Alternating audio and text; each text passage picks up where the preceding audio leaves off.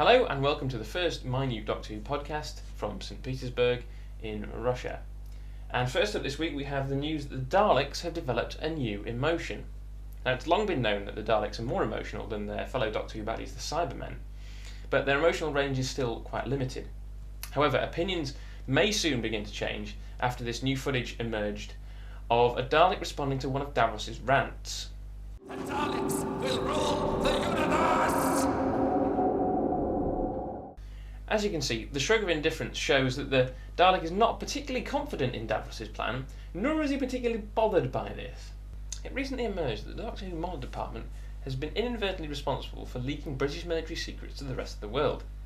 By using part of a vacuum cleaner in the Sea Devils, the show revealed the number of fins on a British nuclear submarine propeller. The makers of Warriors of the Deep, however, have nothing to fear from future military investigations, as sea bases from the year 2084 will almost certainly not look like this.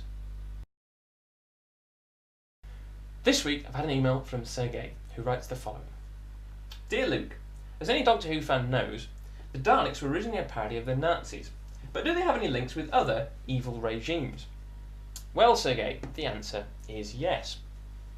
Now, as any Doctor Who fan knows, the planet of the Daleks in the story The Planet of the Daleks is Spiridon.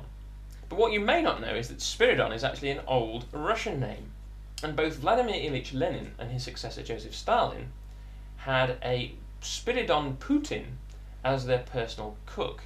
Now, this Spiridon Putin is also the paternal grandfather of the outgoing President Vladimir.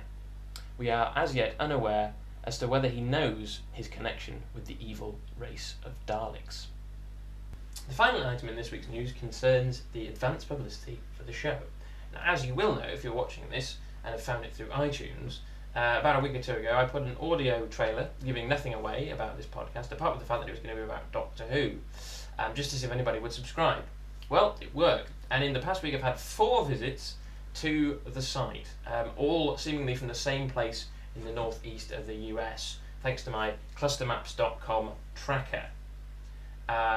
So whoever you are in the northeast of the US, hello. Good to have at least one viewer. If there's anybody else watching, again, hello. Please feel free to leave a comment on iTunes or on the actual website itself, which has a ridiculously long address, which is web.mag.com/backintheUSSR/the with a capital T _minute with a capital M _doctor with a capital D _who with a capital W _podcast with a capital P /. If you didn't get that, it'll be on screen now. It's also in the tag for the podcast, and it's also available from iTunes. So feel free to leave a comment on iTunes, also on the blog podcast thing. You know what I mean. Let me know what you think. Suggestions for the future, whatever, contributions. Feel free to help me out. Otherwise this won't really get beyond 1 or 2 shows. Thanks for watching. See you next time.